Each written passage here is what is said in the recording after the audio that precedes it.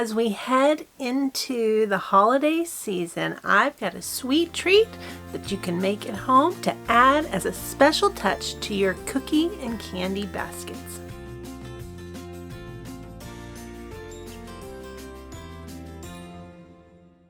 Hey friends, it's Barbara Sue at Kowalski Mountain and welcome back to the homestead. Now today I am super excited to be participating in a collaboration done by Angela, the Inquisitive Farm Wife. Now she is the collaboration queen, and I love that she includes me and invites me to join her in these different collaborations that she hosts. Now during the month of November, she is hosting a cookie and candy collaboration. Now the cookie collaboration's already gone by, but you can still watch all of the videos in the playlist at the Inquisitive Farm Wife. This week I am participating in the candy portion of the cookie and candy collaboration, and I am making something super special. I am so excited to try this. Now if you recognize this is some of the maple syrup that Philip and I made ourselves right here on our homestead in Kentucky. Now I did an entire playlist about the process of syrup making and how we built our cooking area, how we collected the sap, and how we turned it into syrup. Now, candy making is simply the next step of the sugaring process. Now, typically, maple sap is cooked until it reaches around a temperature of 219 degrees. Now, when we're making syrup, we like to measure the bricks measurement, which is 66 bricks for syrup, and that means that its sugar content is high enough that it's going to be stable and we're not going to have to worry about it going bad. Now making maple sugar candy is simply the next step of the sugaring process. Now all we have to do is we're going to boil this and take it up to the next level. So to make maple sugar candy, we're going to boil this to 235 degrees. Now it's going to take a while, and I am actually starting with a jar from the shelf rather than one in the refrigerator, so I don't have to compensate that it's cold. Now believe it or not, this is not the first time I've made maple sugar candy. I actually made it many years ago with my children. Now as a little fun fact for you, I was born in Vermont, and maple sugar candy was always a treat that I would find in my stocking. And so it's something that's extra special to me, and it's a lot harder to find than it used to be. Now I have little adorable molds. This is the maple leaf mold. I bought this many years ago when my children were little and we made it then. And I also taught this unit to our homeschool co-op when we lived in Virginia. So I have done this a couple of times, but I'm going to tell you, it's been a really long time. Now the first thing we're going to do is we're going to measure the syrup.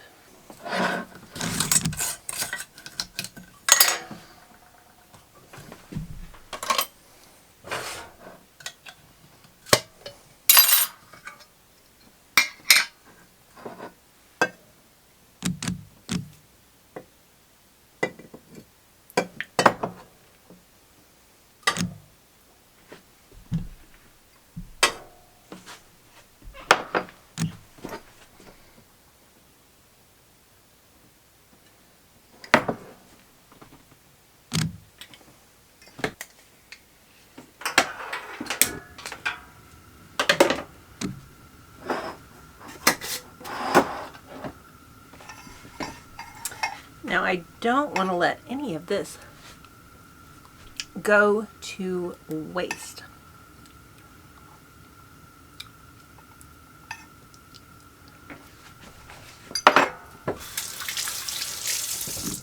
Now when you make something like maple syrup, you come to have a new appreciation for it. Last winter, Philip and I made 5 gallons of syrup, and our ratio for every gallon was 50 gallons of sap to make a single gallon of syrup. So you can imagine it is super labor intensive to make your own syrup. Now it's super easy. There's really nothing to it. You just let it boil, but it takes a long time. It takes a really long time. And so as a result, you have a whole new appreciation for it. This Christmas, I'm going to be making little cookie baskets for all of our neighbors. And while I probably won't give them a lot of maple sugar candy, because remember, we worked really hard for that, I do want to include a couple of pieces for at least the adults in the family. This part of the process is kind of boring. There's not a lot to watch. We're just going to let that boil. We're going to watch that temperature. And when it hits 235 degrees, we're going to cut off the heat. Now, one thing to note, I purposely used a much larger pot than I needed because this is really going to boil, and it's going to boil up high as it does. So we want to have plenty of room for the bubbling and the boiling to go on. Now, to make maple sugar candy, you only need a few simple tools. You need your maple syrup. So that's 2 cups of real maple syrup. Now, we're not going to have any Aunt Jemima or whatever they call it now, but real maple syrup. The other thing that you need is you need a large pot. Now, this pot needs to be larger than your 2 cups of syrup, a lot larger, because this is going to boil a lot. Now, you also need a candy thermometer. Now, a candy thermometer can measure a much higher temperature than some other types of thermometers. My favorite one was actually the kind that was just like a glass tube, but it got broke and they're really hard to find. But this one works really nicely, and it has a, ooh, it's hot on the back.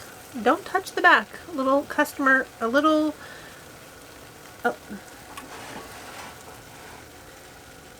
Now this is really starting to boil, so let's look at it.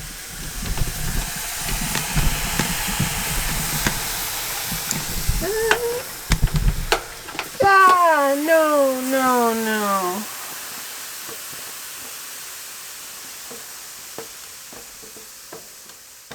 I'm going to need to clean that up because we've got a long way to go.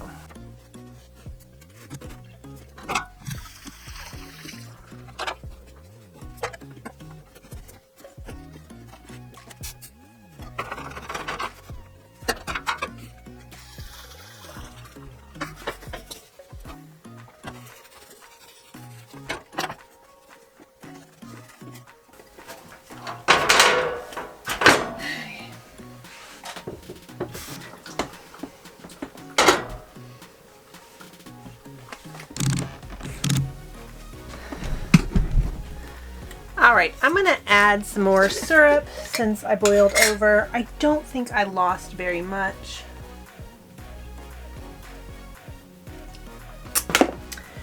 And here I thought that making maple sugar candy would not have enough excitement in it. Let's hope it doesn't happen again. Okay. The funny thing about that boiling over, and I actually had flashbacks of when we made syrup this winter. I had a jar break and a quart jar break. Syrup went everywhere. It was a huge mess. We had to take the stove apart to clean up the mess. It was terrible. But I honestly did consider my large stock pot for doing this, but I thought that would be overkill. Not overkill. Not overkill at all. Okay, so where were we? We talked about a large pot, and as we've learned, extra large pot. Get much bigger than you actually think you need. That's going to come back to a boil, and I do have this on high heat because it's going to need to really boil, because basically we are reducing the moisture even more. That's all we're doing. We're reducing the moisture in the maple syrup to take it to the sugaring process. Some more things you need. A wooden spoon. Now, I love my Pampered Chef rubber spatulas, and these are heat resistant, and these would probably be okay. But the reason you want a wooden spoon is because this is going to get really hot. Remember, 235 degrees, so a wooden spoon is not going to melt in the pot. Now the next thing that you need is a mold. Now I have a very cutesy little maple leaf mold, not required. Any type of mold would do, and you can even pour it into, you know, even like a pan and then just slice it up and eat it that way. They could just be little squares. That would be perfectly fine. Now this is starting to boil again. Now as much as we want to stir it, this needs to boil, and it needs to boil full on out, because that's how the moisture is going to get out. Now I definitely want to stay here. This is not the kind of thing that you go wander around and come and check on it on occasion. As we've already seen, it goes from no problem to a big problem very quickly. I'm also going to do one other trick. This is just a little pat of butter. And I'm going to just rub this around the top.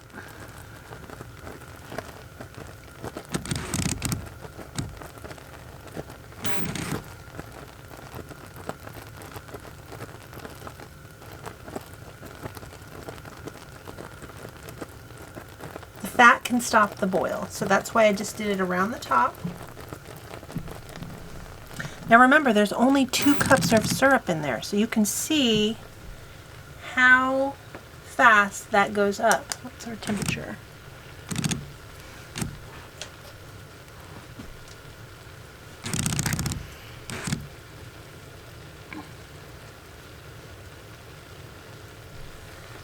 Now we're about 220 degrees. We're actually climbing pretty fast. And I was prompted to look when that boil started to settle a little bit, although the butter might be helping with that, because you can see the butter is running down the side. So the butter may be helping with my boil over a little bit. But it might have a slightly buttery flavor to it, but not a big deal. Now as I get older, it's harder to see those numbers to know the scale. So it's from 220 to 260, so that means 240 would be that next large line. Alright, so now I can see my line.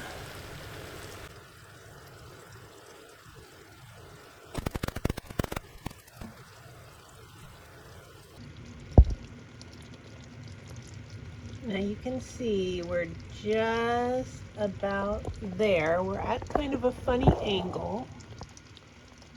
And I'm sorry, I'm trying to read it, and I think we're there. So I'm going to turn off the heat. Now I have to admit, this went by much faster than I expected. It's been a really long time since I've done this. Now the next part of this is the waiting. We've brought this up to 235 degrees, and I'm a little over. That's actually the soft ball phase of candy making. Now we're going to let this cool down to 175 degrees. And when it does, we're going to start stirring it to make some maple sugar. We're getting really close. We're right at 180, so we just have a few degrees left for it to go down, and then we're going to start with the next step, which is super simple. We're just going to stir it until it sugars. I think we're there.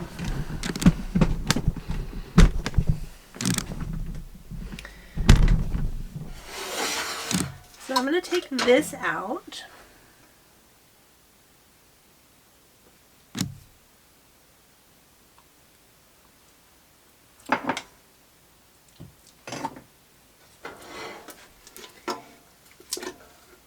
And now we're just going to stir it.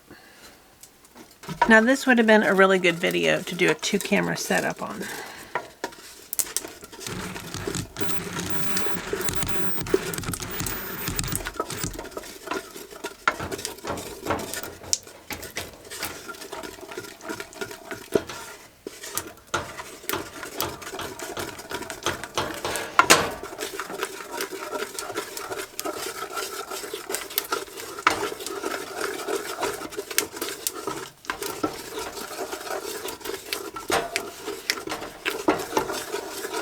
Now you can see that that is already kind of changing color. It's getting a little bit lighter in color. It's looking really good, actually. Oh, man. We got to get this in the mold right now. Oh, man.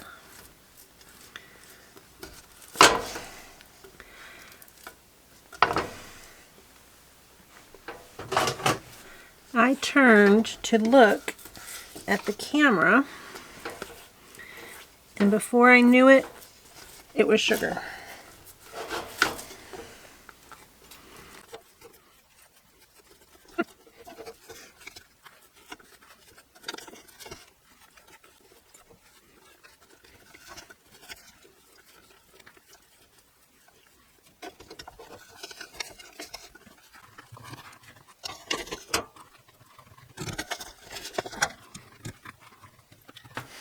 Now this is still super hot.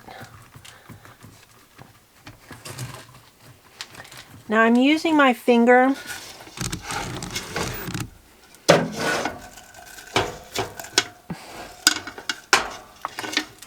to make sure that every leaf is full.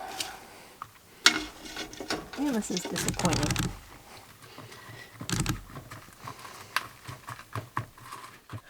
Man, that was fast.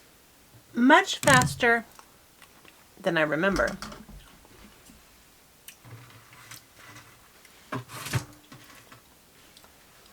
But it tastes so, so good.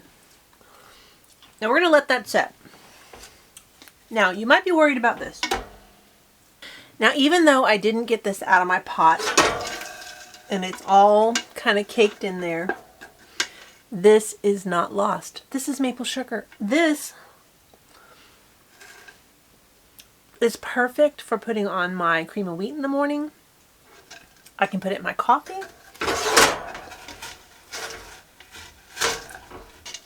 Granted, I got to get it out of here.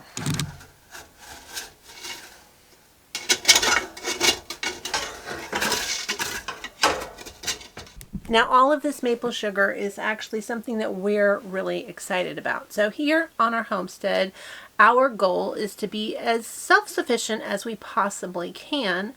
And we do understand that there's limitations to that.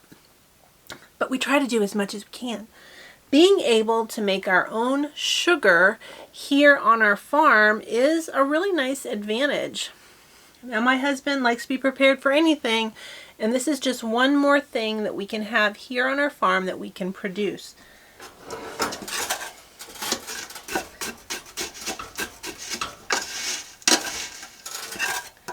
I am pretty disappointed though, because I wanted pretty little leaves. Let me show you what I'm going to do with it.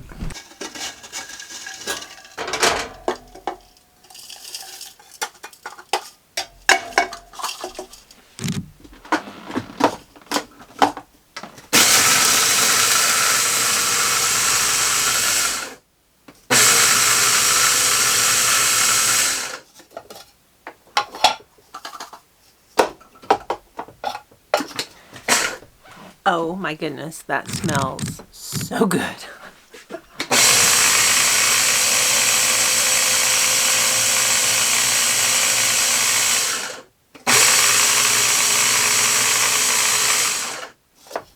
I'm trying to decide. I don't think I'm going to put it in a jar just in case it clumps, because I don't know how it's going to behave with our humidity and all of that. This maple sugar can be added to any recipe with a 1-to-1 ratio of regular sugar. So this is actually pretty exciting. All right, I'm going to work on that.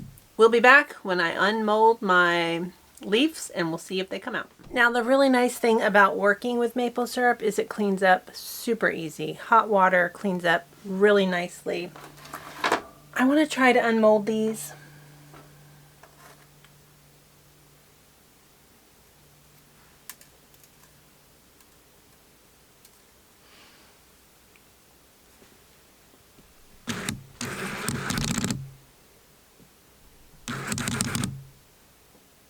It doesn't look half bad.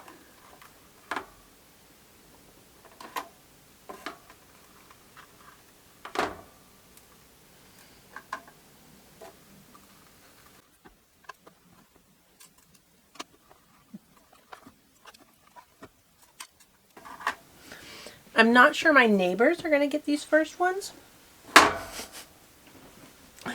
but that's all right. The best part is the rejects are delicious. That one's not so pretty.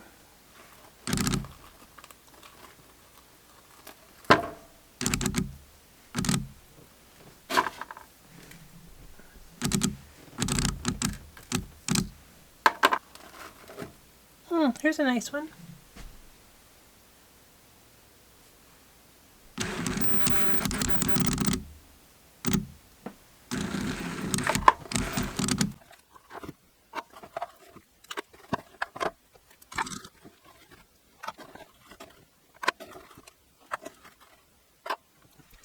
Well, considering how quickly that went to the sugar phase, these don't look too bad.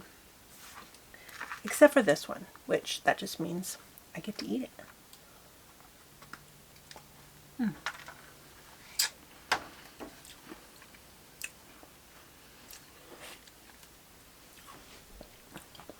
This is so good. Now, we made our syrup over a wood fire. So our syrup has kind of a smoky taste to it, which is even better. Well, friends, I hope you've enjoyed making maple sugar candy with me, and I hope you will give it a try.